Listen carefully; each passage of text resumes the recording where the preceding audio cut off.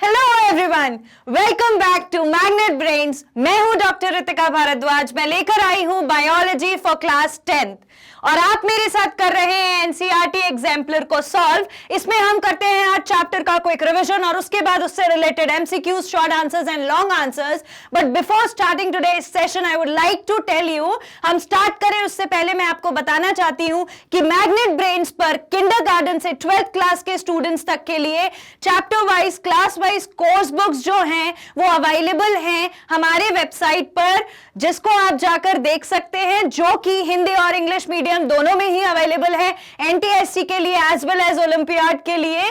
तो आप कर सकते हैं बहुत इजीली अपनी प्रिपरेशन और यहां पर आपको मिलता है quality content with best teachers. Okay, so let's start with today's session, जहां हम करने वाले हैं हम करने वाले हैं हेरिडिटी एंड एवोल्यूशन के लिए short answer type questions. Last video में हमने किए थे इससे रिलेटेड एमसीक्यूज। तो आइए स्टार्ट करते हैं। The first question in front of you, right? अब ये क्वेश्चन तुम्हारे सामने आ गया है और ये क्या है? ये है एक short answer type question, right? So before starting with the question and answer, मैं आपको डिटेल में ले जाऊं उससे पहले मैं आपको बताना चाहती हूं कि आपको अपने आंसर्स कैसे लिखने हैं। The way you present the answer is very important, ठीक है? वहां पर उस एग्जामिनर ने जो आपसे क्वेश्चन पूछा है, जब वो उन्हें चेक करने वाले होंगे तो उनको एकदम एप्ट आंसर्स चाहिए, एकदम टू द पॉइंट आंसर्स चाहिए, खिचड़ी नहीं पकाना है, राइट? तो हमें जैसे ही हम क्वेश्चन देखते हैं वैसे ही हमें सेट ऑफ पैटर्न एक दिमाग में आ जाना चाहिए कि हमें इस क्वेश्चन में ये चीज मेंशन करना चाहिए, राइट? और वो कैसे आएगा? वो सिर्फ पढ़ने से नहीं आएगा, वो आएगा प्रैक्टिस करने से, जैसे कि हम करने वाले हैं एनसीईआरटी एग्जाम्पलर में, ठीक है? कभी भी कोई भी असफल तभी होता है जब वो सोचता है लेकिन करता नहीं है, या फिर करता है पर सोचता नहीं है। तो जो भी आप कर रहे हो आपको होना है सफल, तो जो भी आप कर रहे हो उसको आपको सोचना भी है और फिर करना है, ठीक है? तो अब हम जैसे ही क्वेश्चन देखेंगे तो हम देखते हैं इसे हम कैसे लिखने का प्लान करेंगे। Okay, how is the sex of a newborn determined in humans? इस क्वेश्चन में हमसे पूछा गया है कि कैसे किसी न्यूबॉर्न का जो सेक्स है वो डिटरमाइन होता है ह्यूमन बीइंग्स के अंदर। अभी स्पेसिफिकली ह्यूमन बीइंग्स के बारे में पूछा गया कि सेक्स कैसे डिटरमाइन होता है। तो सेक्स कैसे डिटरमाइन होता है अगर हमको ये बताना है तो हमें कहां से सब कुछ पता होना चाहिए कि भाई ह्यूमन बीइंग्स के पास है 22 पेयर्स ऑफ क्रोमोसोम, है ना? और 23 पेयर्स थे। उन 23 पेयर में से मैंने 22 क्यों बोला? क्योंकि ये 22 जो है ना, ये है ऑटोसोम्स, और हमें किसकी बात करनी है? उस एक पेयर की जो है कौन सा? सेक्स क्रोमोसोम, जो फीमेल्स में एक्स के फॉर्म में प्रेजेंट है और मेल्स में एक्स और वाई दोनों के फॉर्म में प्रेजेंट है। और ये जो मेल्स और फीमेल्स हैं ये बनाएंगे अपने अपने गैमीट्स, और गैमीट्स में फिर सॉर्ट होंगे सेक्स क्रोमोसोम, मतलब गैमीट्स में अरेंज होंगे सेक्स क्रोमोसोम्स, ठीक है? इतनी कहानी हमको समझ में आ गई, ये तो हमें तुरंत याद आ गया। अब क्या? अब इसके बाद हमसे पूछा है कि डिटरमाइन कैसे करोगे? ये तो तुमने थ्योरी बता दी, कैसे पता चलेगा कि सेक्स क्या है इंडिविजुअल का? वो ऐसे पता चलेगा कि जो एग है, जो ओवम है, उसके पास तो हमेशा एक्स क्रोमोसोम है, लेकिन कौन सा वाला फर्टिलाइज होगा? मेल गैमीट यानी male sex cell, that is sperm, ये डिसाइड करेगा कि एक इंडिविजुअल का जेंडर क्या होना चाहिए। अगर एक्स वाला क्रोमोसोम आता है और फीमेल के पास जो एक्स वाला ओवम रखा है उसके साथ फर्टिलाइज होता है, तो रिजल्टेंट चाइल्ड जो बनेगा वो कौन बनेगा? एक्स एक्स वाला, दैट इज अ फीमेल। और अगर वाई वाला स्पर्म आया और फर्टिलाइज हो गया एक्स वाले ओवम के साथ, तो हो जाएगा एक्स और वाई, राइट? तो अब इस सिचुएशन में रिजल्टेंट चाइल्ड क्या बनेगा? इस सिचुएशन में रिजल्टेंट चाइल्ड बनता है मेल। इतनी कहानी क्लियर? बस यही कंसेप्ट हमसे पूछा गया। Let's check the answer. हमको क्या लिख के आना है? See now, the way you present the answer is important. I told you before starting, each human cell contain 23 pair, है ना? 23 pair है, मतलब टोटल 46 नंबर्स हैं, right? Of chromosome out of which 22 pair are called autosome, जिसमें से 22 कहलाते हैं autosomes. मतलब अगर सेक्स क्रोमोसोम को हटा दो तो स्टूडेंट्स उसके अलावा जितने भी क्रोमोसोम बचते हैं वो सारे ऑटोसोम होते हैं। ध्यान से सुनना, कोई कंफ्यूजन नहीं। अगर आप सेक्स क्रोमोसोम को हटा दो तो बचे हुए सारे क्रोमोसोम कहलाते हैं ऑटोसोम, यही लिखा हुआ है। Which are similar in both male and female. और भाई जब उसमें सेक्स की इंफॉर्मेशन नहीं है, बॉडी के बाकी पार्ट्स की इंफॉर्मेशन है, तो वो दोनों सेम होंगे and are responsible for various characteristic of individual. और अलग अलग कैरेक्टरिस्टिक्स के लिए वो रिस्पॉन्सिबल होता है।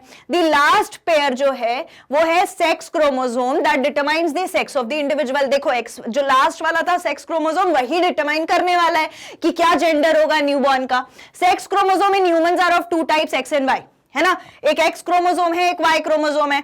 Females have X chromosome, females के पास एक्स क्रोमोसोम है उनके सेल्स में, लेकिन मेल्स के पास एक्स भी होता है या और वाई भी होता है ना। तो कैसे कैसे जाता है, when the sperm containing X chromosome, अगर स्पर्म एक्स वाला आया और फर्टिलाइज किया एग को, then the zygote develops into a female, तो फिर जाइगोट फीमेल बन जाएगा। और अगर स्पर्म आया वाई वाला और फर्टिलाइज हुआ एग के साथ, तो जाइगोट जो बनेगा वो क्या बनेगा, मेल बनेगा। इजी है, बिल्कुल इजी है, बस कंसेप्ट क्लियर रखना है। Okay, will move on to the next question. Next question says, do genetic combination of mothers play significant role in determining the sex of a newborn? क्या mother के अंदर का जेनेटिक जो combination है वो important है डिटरमाइन करने के लिए सेक्स क्या होगा न्यूबॉर्न का? नहीं, बिल्कुल नहीं। हमने अभी देखा लास्ट वाले क्वेश्चन से ही हम इसको फिर से रिवाइज करके आए, क्या कि जो सेक्स है वो कौन डिटरमाइन करता है, कि स्पर्म कौन सा वाला फर्टिलाइज होने वाला है एग के साथ, यानी कि ओवम के साथ। ओवम जो है उसके पास तो ऑलरेडी एक्स क्रोमोसोम प्रेजेंट है ना, तो बस फिर क्या प्रॉब्लम है, ओवम के पास एक्स क्रोमोसोम है और फिर जो स्पर्म जो भी लेके आएगा, एक्स लेके आए, वाई लेके आए, एक्स लेके आएगा तो फीमेल बन जाएगा, वाई लेके आएगा तो मेल बन जाएगा, राइट। ओके, तो भाई इधर मदर का सेक्स डिटरमाइन करने में कोई रोल नहीं है, इतना हम जानते हैं। कैसे लिखना है आंसर, देखो, नो पहले उसका जवाब देना है। उसने पूछा है क्या ऐसा है, तो हमें बताना है नहीं ऐसा नहीं है। उसके बाद हमें अपना एक्सप्लेनेशन स्टार्ट करना है। No, mothers have no role in determining the sex of newborn. Mothers have a pair of X chromosome and all children will inherit X chromosome one from the mother regardless of whether they are boys और girls. इससे कोई फर्क नहीं पड़ता कि वो boy हैं या गर्ल हैं, ठीक है। मदर से उन्हें क्या मिलने वाला है, मदर से भैया एक्स मिलने वाला है, और फादर से जो आएगा वो डिसाइड करेगा। मदर के पास क्या है, इससे कोई लेना देना नहीं है with the sex determination of a newborn. Okay, fine. So we'll move ahead. See the next question. Mention 3 important features of fossil which help in the study of evolution. इस क्वेश्चन में 2 शब्द हैं जिनको ध्यान रख के आपको पूरा पैटर्न बिल्ड करना है। एक है फॉसिल, दूसरा है एवोल्यूशन। फॉसिल क्या होता है, पहले तो हमें यह पता होना चाहिए, किसी भी ऑर्गेनिज्म के जो लिविंग ट्रेसेस बाकी रह जाते हैं उसको हम कहते हैं फॉसिल, ठीक है।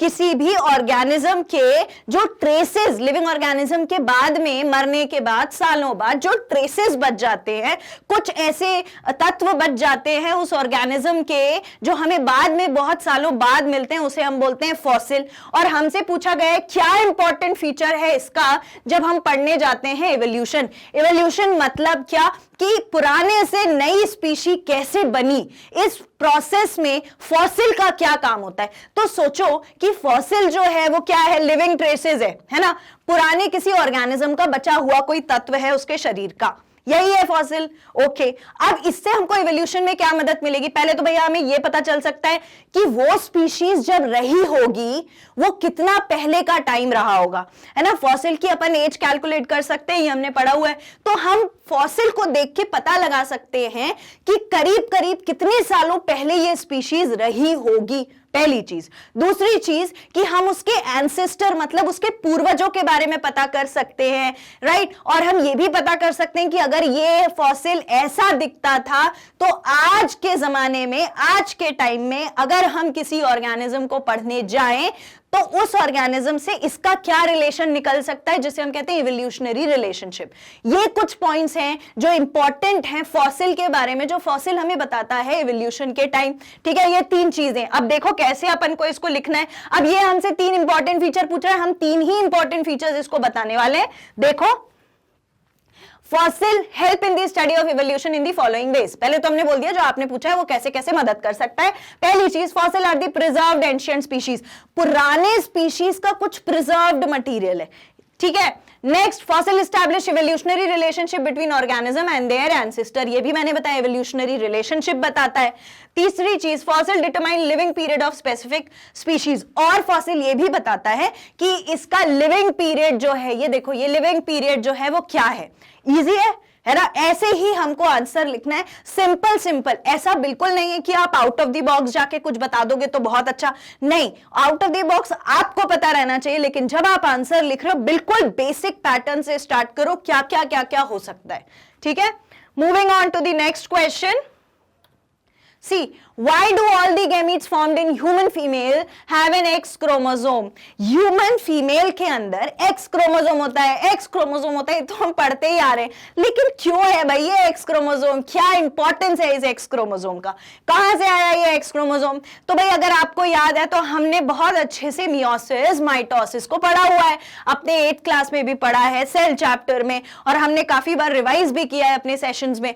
तो ये जो मियोसिस है ये क्या करता है, ये बनाता है हमारे रिप्रोडक्टिव गैमीट्स, है ना, ये हमारे रिप्रोडक्टिव सेल यानी कि गैमीट्स बनाता है, जहां पर सॉर्ट हो जाते हैं, मतलब कि अरेंज हो जाते हैं क्रोमोसोम्स। तो ये क्या होता है कि फीमेल के पास तो हमेशा XX क्रोमोसोम होता है, सेक्स डिटरमाइनिंग क्रोमोसोम, है ना, सेक्स डिटरमाइनिंग नहीं बोलेंगे, लेकिन सेक्स क्रोमोसोम जो होता है वो फीमेल के पास XX होता है, इतनी बात तो पता है। और इसमें जब मियोसिस प्रोसेस लग जाता है, जब मियोसिस लग जाता है तो ये सॉर्ट हो जाते हैं और गैमीट बनाते हैं, यानी कि एक्स सेल, सेक्स सेल्स बनाते हैं।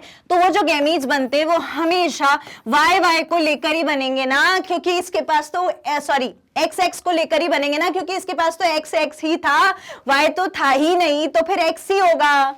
ठीक है, बिल्कुल इजी है। तो इसका आंसर देख लेते हैं अपन कैसे लिखने वाले हैं। इसका आंसर हम लिखेंगे all the gametes formed in human females have X chromosome because during meiosis, देखो मियोसिस के दौरान टाइम ऑफ गैमीट फॉर्मेशन में जब गैमीट बन रहा होता है X chromosome enters each gamete, हर गैमीट में X क्रोमोसोम ही जाता है। तो यहां पर जो कैची फैक्टर है ना, जो मार्क्स दिलवाने वाला है, वो है मियोसिस का प्रोसेस। ये मेंशन करना बहुत जरूरी है, that will only gain you marks, right? Moving on to the next question. In human beings, फिर से human beings में statistical probability है, भारी वर्ड है भैया, statistical probability नहीं है, सुनो इसको कैसे पढ़ना है, of getting either male or a female child is 50:50, give a suitable explanation. Human beings में जब क्रॉस होता है, क्रॉस एज इन फर्टिलाइजेशन जब होता है, तो उस दौरान मेल चाइल्ड बनने की और फीमेल चाइल्ड बनने की जो प्रोबेबिलिटी है ना, वो कितनी होती है? 50-50%। मेल भी बन सकता है, 50% चांसेस है फीमेल भी बन सकती है। कैसे होते हैं 50-50% चांसेस, वो मैं आपको बना के बताती हूँ। क्या होता है कि XY मेल के पास है और XX फीमेल के पास है, इतना तो पता है ना, ये तो अपन को क्लियर है फंडा। अब देखो होगा क्या, ये ओवम जो है ये अपने जब गैमीट्स बनाएगा, है ना, जब ये फीमेल अपने गैमीट्स बनाएगी तो ओवम जो बनेगा वो बनेगा X और X लेके, ठीक है, क्योंकि इसके पास XX था, अभी अपन ने देखा। अब जब XY अपने गैमीट बनाएगा, यानी कि स्पर्म जब बनेंगे, तो उसके पास एक के पास X होगा और एक के पास Y होगा, इतना तो सब एग्री करते हैं। अब देखो चांस 50-50% कैसे होता है। अगर ये X इस X के साथ मिला तो क्या बनाएगा? XX, यानी कि क्या, यानी कि फीमेल, ठीक है। अब ये Y और ये X मिले तो क्या बनाएंगे? XY, यानी कि मेल, सही है, ओके। अब ये X, अब मैं इसको दूसरे कलर से आपको बताती हूं ताकि it will be easy for you to observe. ये X और ये वाला Y मिलेंगे तो क्या बनेगा? XY, that is again male, okay ma'am. अब क्या हुआ, अब ये X और ये वाला Y मिलेंगे तो फिर बनेगा XX, दैट इज फीमेल, सही है। तो अगर मैं कहूं कि ये 4 लोगों की 100% पॉपुलेशन है, तो इन 4 लोगों में से आपको 2 मेल दिखते हैं और 2 जो हैं वो फीमेल दिखती हैं, राइट। तो भाई यहां 50-50% चांसेस हो गए ना मेल और फीमेल होने के, हो गए। बस यही हमारा कंसेप्ट है जो हमें इस क्वेश्चन में लगाना है। देखो आंसर कैसे लिखोगे इस चीज के लिए। The sex of a child, the sex of a child is determined by the type of sex chromosome contributed by male gamete, की male gamete ने कौन सा दिया, ठीक है। Statistical probability of getting either a male और female is 50-50 because ratio of male gamete containing X chromosome and those containing Y chromosome is again 50-50। और ये जो कंसेप्ट लगेगा जो मैंने अभी आपको बना के बताया, ये कंसेप्ट लगने की प्रोबेबिलिटी उस एक के साथ कैसी होती है, उसे मैंने हमेशा से आपको इस प्रोसेस में बताया हुआ है कि मेल गैमीट और फीमेल गैमीट में एक डिफरेंस और होता है, और वो क्या है, मेल गैमीट जो है वो मिलियंस में रिलीज होते हैं आउट ऑफ द बॉडी, और फीमेल गैमीट जो है वो एक होता है, ठीक है। अब जब मिलियंस में ये जो स्पर्म्स रिलीज हो रहे हैं, तो इनमें आधे स्पर्म्स के पास एक्स है, आधे स्पर्म्स के साथ वाई है, तो 50-50 प्रोबेबिलिटी बन गई। और वो जो मैंने तुमको बना के बताया था 50-50 पॉपुलेशन, वो 50-50 कंसेप्ट इज इंपॉर्टेंट, ठीक है। और यहां पर जो ये बहुत सारे गैमीट्स हैं, ये दोनों चीजें लेके आ रहे हैं लेकिन इक्वल अमाउंट में, है ना। आधे लेके आएंगे एक्स, आधे लेके आएंगे Y. Now it is a matter of chance which one fuses with the egg to form the new born, ठीक है। That's it. Moving on to the next question. A very small population of a species faces greater threat of extinction than a large population. Provide a suitable genetic explanation.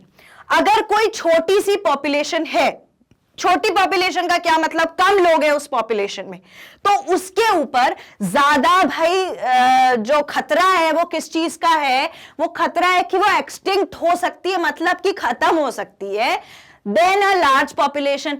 एक छोटी population थी, एक large population थी, इसके खत्म होने के chances ज्यादा हैं, इसके खत्म होने के चांसेस ज्यादा नहीं है।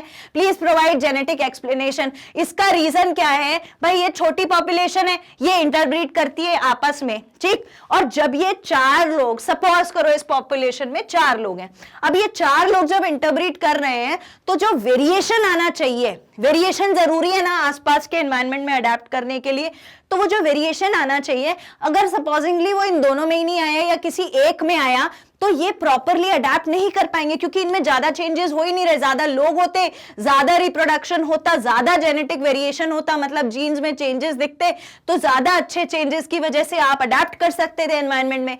अब इनके पास पॉपुलेशन ही थोड़ी सी है, रिप्रोडक्शन ही थोड़ा सा हो रहा है, अच्छे कैरेक्टर्स जो चेंजेस हैं वो कभी आए कभी नहीं आए, तो प्रॉपरली इन्हें जेनेटिक वेरिएशन नहीं मिल पा रहा, और ये जो है ये अपने आप को सर्वाइव नहीं कर पा रहे हैं। कहां पर, ये जो हमारे एनवायरनमेंट है इसमें, ये रीजन है कि इसकी वजह से ये वाली जो पॉपुलेशन है ये खत्म हो सकती है। अब अगर हम इसे कंपेयर करें अपना आंसर बनाने के लिए कि भाई ये लार्ज पॉपुलेशन है, सपोजिंगली यहां पे 20 पीपल है ना, तो अब जब वो रिप्रोड्यूस करते हैं तो कम से कम 5 बार तो आया होगा ना वेरिएशन। अगर यहां एक बार आया था तो यहां 5 बार तो आया होगा, और अगर 5 बार वेरिएशन आया, उसमें से सपोज करो 3 भी अडेप्टिव रहे, तो ये लोग तो ज्यादा सर्वाइव कर पाएंगे ना एनवायरनमेंट में, एनवायरनमेंट के चेंजेस में।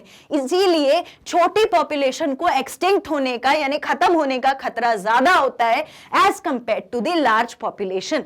ये कंसेप्ट है for this question. Let's check the answer.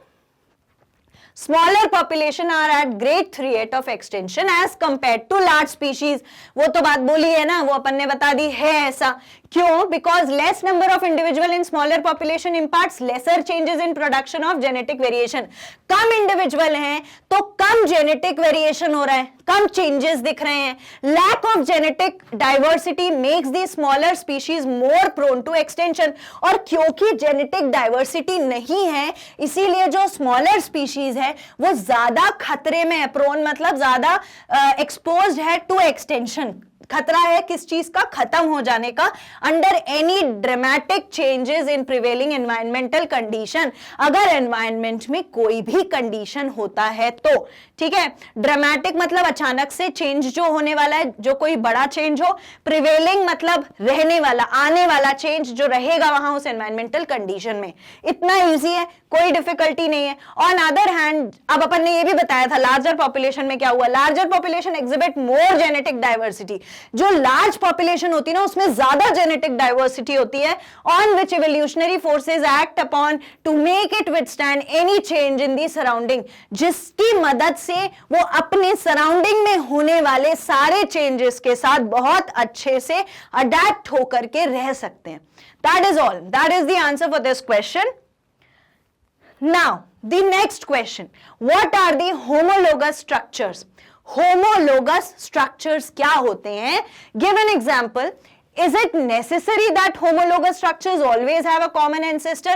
क्या ये जरूरी है कि हर बार homologous structure के पास कोई कॉमन पूर्वज, कॉमन ancestor रहा होगा? तो पहले तो ये बताओ कि homologous structures क्या होते हैं? Homologous, homo का मतलब होता है सेम, है ना? Homologous, अब होमो मतलब होता है सेम, हेट्रो मतलब होता है अलग, है ना?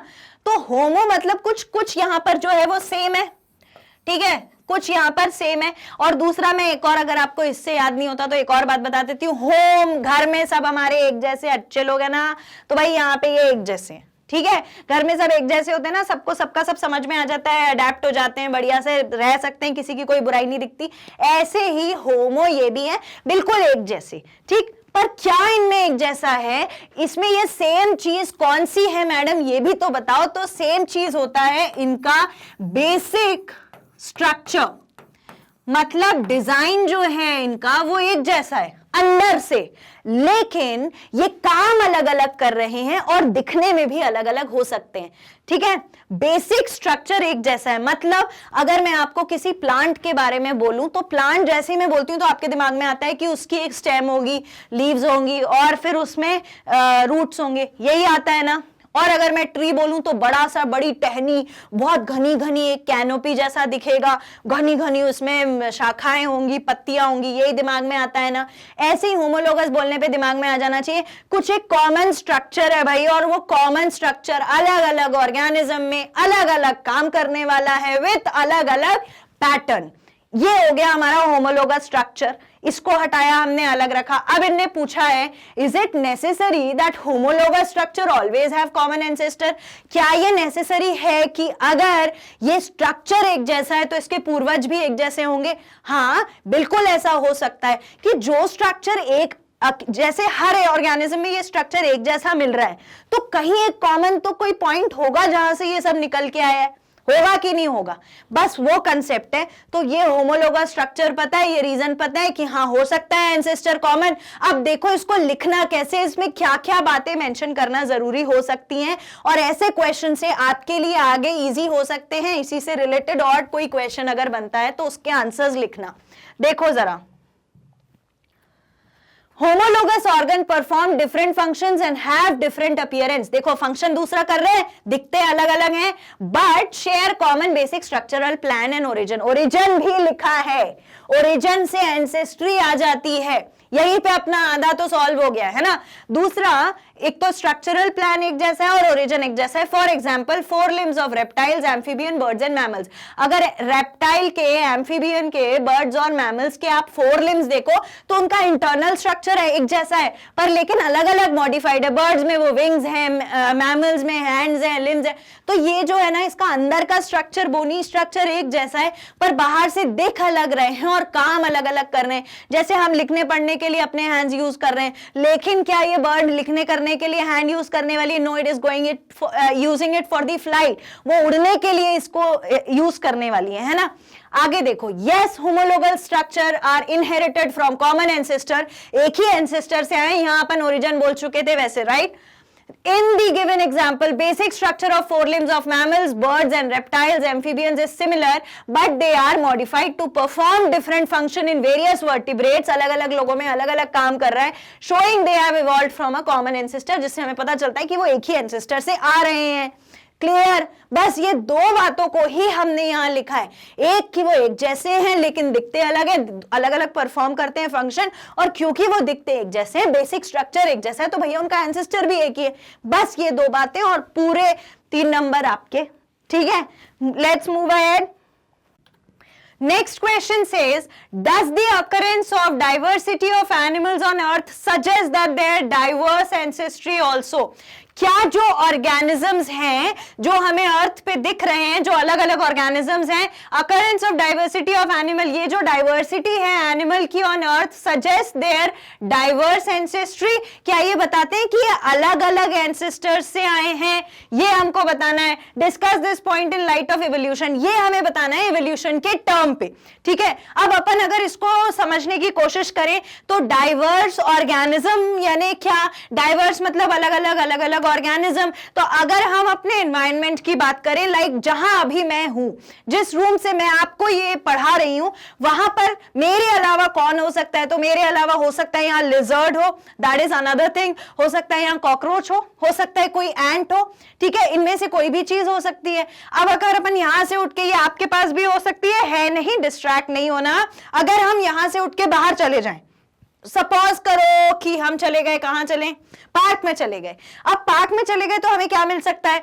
ऑर्गेनिजम्स, ह्यूमन बीइंग्स मिल सकते हैं, वहां पर हमको ग्रास मिल सकती है, प्लांट मिल सकता है, ट्री मिल सकता है, काऊ हो सकता है मिल जाए, हो सकता है डॉग मिल जाए, हो सकता है कैट की कोई स्पीशी मिल जाए, हो सकता है कि भाई कैट के अलावा हमें क्या मिल गया, कोई और हॉर्स मिल गया, डोंकी मिल गया, ये भी हो सकता है आसपास से कोई एलिफेंट गुजर रहा हो। So we all are living organism, वो प्लांट भी लिविंग ऑर्गेनिज्म है और ह्यूमंस भी लिविंग ऑर्गेनिजम्स हैं, वो बर्ड भी लिविंग ऑर्गेनिज्म है, वो एलिफेंट भी लिविंग ऑर्गेनिज्म है, लेकिन in spite of that we all are different.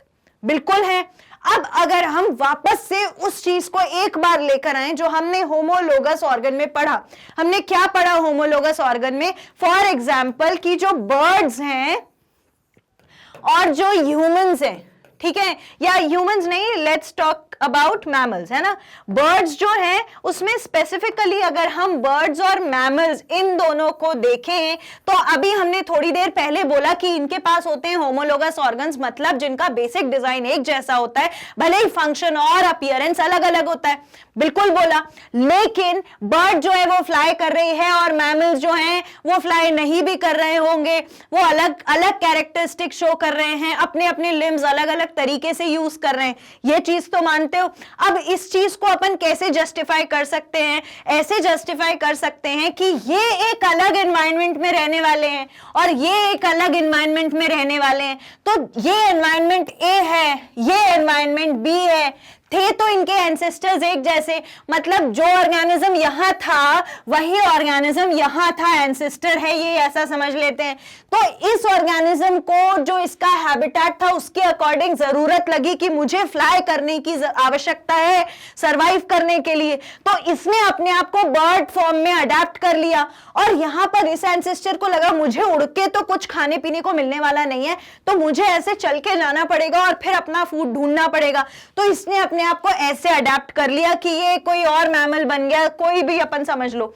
अब ये जो दो अलग चीजें, एंसेस्टर एक ही था लेकिन उनकी एनवायरमेंटल कंडीशंस डिफरेंट थी। हो सकता है रेप्टाइल है वो कहीं और चला गया, हो सकता है वो पानी में चला गया, ठीक है। अब अलग अलग जो एनवायरनमेंट है जहां आप रह रहे हो उस हिसाब से आपको जो अपने आप को अडेप्ट करना पड़ता है। फॉर एग्जाम्पल अगर हम लाइव एग्जाम्पल आपसे और हमसे लें तो क्या आप जैसा बिहेव अपने क्लासरूम में करने वाले हो वैसा ही सेम बिहेव आप मॉल में जाके करने वाले हो क्या अपने सिबलिंग्स के साथ? नहीं, वहां पर तो जाके भाई लोग कूदेंगे, फांदेंगे, घूमेंगे फिरेंगे, मस्ती करेंगे, बहुत जोर जोर से ही आ करेंगे। पर अगर ये क्लास में करोगे तो टीचर डंडे से मारेगी कि नहीं? तो जहां आप हो उस हिसाब से आप अपने आप को अडेप्ट करते हो। बस यही चीज ऑर्गेनिजम्स में भी हुई, इसीलिए diversity of animal on earth suggest that their diverse ancestry also. तो ये हमको डिस्कस करना था इवोल्यूशन पॉइंट ऑफ व्यू से। अभी हमारे दिमाग में इतनी पिक्चर है कि भाई जो ये डाइवर्सिटी ऑर्गेनिज्म में आई है ये कहां से आई है? ये आई है उनके एनवायरमेंटल चेंज की वजह से, जिसमें उन्हें अपने आप को अडेप्ट करने के लिए अलग अलग तरीके से चेंजेस दिखाए, तो वो अलग अलग दिख रहे हैं। ठीक है, आंसर देखो कैसे लिखना है। Animals on earth exhibit vast diversity. जो एनिमल अर्थ पे हैं उनमें बहुत ज्यादा डिफरेंसेस दिखते हैं in structure and function, which in turn suggest their origin from diverse ancestor, जो ये बताता है कि ये अलग अलग एंसेस्टर्स से भी आए हो सकते हैं। For example reptile, bird, mammal exhibit vast diversity and seem to have evolved from different ancestor, और ये भी बताते हैं कि ये अलग अलग एंसेस्टर से आए। हाउएवर जब हम इसका डिटेल्ड एनालिसिस करते हैं इसके कैरेक्टरिस्टिक्स का of these three groups reveal their common ancestry, यहां पर एक चेंज मिला। अभी हम क्या कह रहे थे, हम क्वेश्चन की बात कर रहे थे, वहां उनने हमसे पूछा था कि जो एनिमल्स हैं अर्थ पे वो डाइवर्सिटी दिखा रहे हैं उनके स्ट्रक्चर और फंक्शन में, which in turn suggest their origin from diverse ancestor, जो अलग अलग एंसेस्टर्स की बात कर रहे हैं। अभी हम क्या कह रहे हैं, अगर हम इन्हीं ग्रुप्स को पास से स्टडी करने की कोशिश करते हैं तो हमें क्या मिलता है कि इनके जो कैरेक्टरिस्टिक्स है ना इन थ्री ग्रुप्स के, ये बर्ड्स, रेप्टाइल्स और मैमल्स के, इनकी कॉमन एंसेस्ट्री, एक ही एंसेस्टर है। जो मैंने अभी बताया एंसेस्टर एक ही था, बट एनवायरनमेंट के हिसाब से चेंजेस आए तो वो अलग अलग हो गए, मतलब डाइवर्सिटी हो गई। Common ancestor as all of them exhibit amniotic egg. ये जो एमनियोटिक एग है ये भी एक बहुत बड़ा फैक्टर है to identify an organism. Amniotic egg क्या होता है, जब ऑर्गेनिज्म ग्रो करता है आफ्टर फर्टिलाइजेशन तो उसके पास एक प्रोटेक्टिव बैग लाइक स्ट्रक्चर बन जाता है जिसके अंदर वो ग्रो करता है, और पास में होता है एम्ब्रियोनिक फ्लूइड। बस ये वही एमनियोटिक एग है। Presence of fluid filled sac जिसको बोलते हैं amnion around the embryo during its development is the key feature of amniotes. ये की फीचर होता है एमनियोट्स का। Amniotes include three groups namely Reptilia, Aves and Mammalia. यही तीन ग्रुप्स हैं इनमें। An approach to divide and subdivide each group of animal and try to find out their common character. जब हमने इनको डिवाइड करा और पढ़ने की कोशिश करी और कॉमन कैरेक्टर निकाले तो जितने भी डाइवर्स ग्रुप दिख रहे थे to have evolved from a common ancestor, तो हमें पता चला उनमें अलग अलग फीचर्स तो दिख रहे हैं लेकिन उनका एंसेस्टर यानी पूर्वज एक ही है।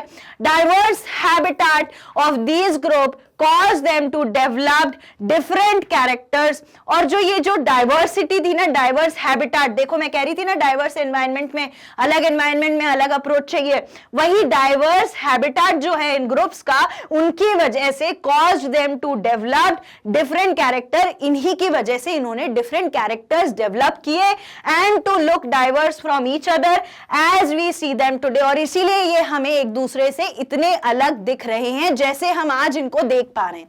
ठीक है, अभी आंसर खत्म नहीं हुआ, आगे देखो। It can be concluded that all animals group originated on earth from common ancestor। तो हम ये कंक्लूड कर सकते हैं कि ये जो अलग अलग ग्रुप्स बने हैं ये एक ही एंसेस्टर से आए हैं एंड एग्जिबिटेड डाइवर्जेंट एवोल्यूशन, और इन्होंने एक अलग वे में जाके डाइवर्स एवोल्यूशन किया है, अलग एक इवॉल्व होके बताया है, that in turn evolve them into diverse group, जिससे वो अलग अलग ग्रुप फॉर्म कर चुके हैं। That is how you will write this answer. Easy है, बस कुछ डिफिकल्ट नहीं है। क्वेश्चन देख के घबराना नहीं है, समझो क्वेश्चन क्या पूछना चाह रहा है। क्वेश्चन वो कुछ ऐसा नहीं पूछेंगे जो आपको नहीं आता। मैंने एक सबसे पहली क्लास में भी बोला था, आज जितनी भी बातें आप अपने बायोलॉजी के एग्जाम में लिख कर आने वाले हो ना, वो सब आपके बारे में। और क्या आप आपके बारे में गलत बता सकते हो? नहीं बता सकते। ये आसपास जो आपके ऑर्गेनिजम्स दिख रहे हैं, जो हैबिटेट है, क्या इसके बारे में आप कभी गलत बात कर सकते हो? कुछ रॉन्ग कह सकते हो? नहीं कह सकते भाई, बचपन से देखते आ रहे हैं हम उन ऑर्गेनिजम्स को, तो क्या गलत बात बताएंगे? पता ही है हमें, बस अभी हमें एक मौका मिला है जहां हम अंदर से उन ऑर्गेनिजम्स का स्ट्रक्चर, फंक्शन, क्रोमोसोम, ये सब चीजें पढ़ सकते हैं। तो बस कुछ भी डिफिकल्ट नहीं है, वही बात तुमसे पूछी गई है। Moving on to the next question. Give the pair of contrasting trait of the following characters in pea plant and mention which is dominant and recessive। हमको contrasting trait बतानी है, मतलब दो अलग अलग कैरेक्टर। contrasting trait हमने दो types से पढ़ी थी, एक थी dominant trait और दूसरी थी recessive trait। डोमिनेंट ट्रेट मतलब वो ट्रेट जब वो अवेलेबल है, अगर वो आ गई इंफॉर्मेशन में, जेनेटिक इंफॉर्मेशन में, तो वही दिखेगी। इररिस्पेक्टिव ऑफ कि उसके साथ कौन सा दूसरा ट्रेट प्रेजेंट है, रेसेसिव है या डोमिनेंट है। डोमिनेंट है तो वो भी डोमिनेंट दिखना है, रेसेसिव है तो वो बैठी रहेगी, हाँ भैया तू दिख जा, तो भी वही दिखना है। तो डोमिनेंट ट्रेट और रेसेसिव ट्रेट मतलब जो खुद मास्क करके बैठ जाती है, अच्छा ठीक है मैं बैठा हूं तू दिख जाना, मेरे को नहीं जाना बाहर, वो वाला है रेसेसिव ट्रेट। तो हमें ये बताना है पी प्लांट में ये जो दिए गए कैरेक्टरिस्टिक्स हैं इनमें डोमिनेंट और रेसेसिव ट्रेट क्या है।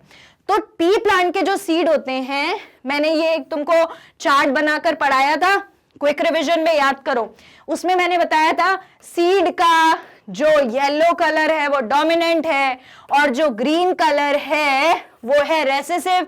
येलो वाले को हम कैसे डिनोट करते थे, विद कैपिटल वाई, और ग्रीन को हम डिनोट करते थे स्मॉल वाई। अगर ये थोड़ा सा लिखाओगे तो ये भी बहुत अच्छा रहेगा, कलर तो लिखने ही वाले हो है ना। फिर आता है round seed. Dominant character seed का अगर शेप की बात करें तो एक राउंड होता है, एक रिंकल्ड होता है। राउंड मतलब बिल्कुल पता ही है तुम्हें, दिख रहा है, रिंकल्ड मतलब जिसमें थोड़ी सी धारियां, परफेक्ट राउंड नहीं है वो। तो अब क्या होता है, राउंड जो शेप होता है ना, राउंड शेप होता है डोमिनेंट कैरेक्टर, जिसको आप डिनोट करते हो कैपिटल आर से, है ना। और रेसेसिव ट्रेट होता है रिंकल्ड शेप, जिसको आप डिनोट करते हो स्मॉल आर से। That's it, यही तुम्हारा आंसर है। आओ चेक कर लेते हैं इसको कैसे लिख के आओगे। Seed color yellow is the dominant, green is the recessive, seed shape round is the dominant and wrinkled is the recessive. That's it. Okay, next question says Why did Mendel chose pea plant for his experiment? क्यों Mendel ने P plant को select किया अपने experiment के लिए? Quick revision में मैंने बताया था जब ये टॉपिक पढ़ाया था कि ये क्वेश्चन बहुत पूछते हैं, फेवरेट क्वेश्चन है इस चैप्टर में से।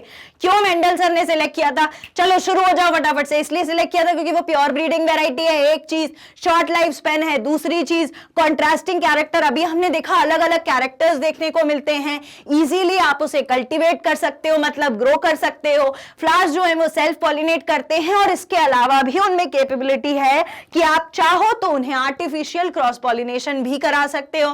दे are easy to maintain, raise and handle. यही सारी चीजें पढ़ी थी हमने, बस वही आंसर में लिख देना है, कुछ नया नहीं है बाबा। देखो, Mendel studied common garden pea plant. अच्छा ये जरूर मेंशन कर देना कि जो गार्डन पी प्लांट है उसका नाम है पिसम सटाइवम। क्यों? Because it was easy to cultivate, अभी बात करी। शॉर्ट लाइफ स्पैन, अभी बोला। Normally self pollinated and flower structure suited for cross pollination, दोनों हो सकते हैं। प्योर ब्रीडिंग वेराइटी होती है, विजिबल कॉन्ट्रास्टिंग कैरेक्टर होते हैं। सिंपल, खत्म, इजी सा क्वेश्चन है। Next question, a woman has only daughters, analyze the situation genetically and provide suitable explanation. अगर कोई woman है जिसके पास सिर्फ daughters हैं तो हमें उस situation को analyze करना है और suitable example दे देना है। Analyze करो, अगर किसी फीमेल के पास सिर्फ डॉटर्स ही हैं तो प्रोबेबिलिटी है कि फीमेल तो हमेशा देती है ओवम जिसके पास होता है एक्स क्रोमोसोम।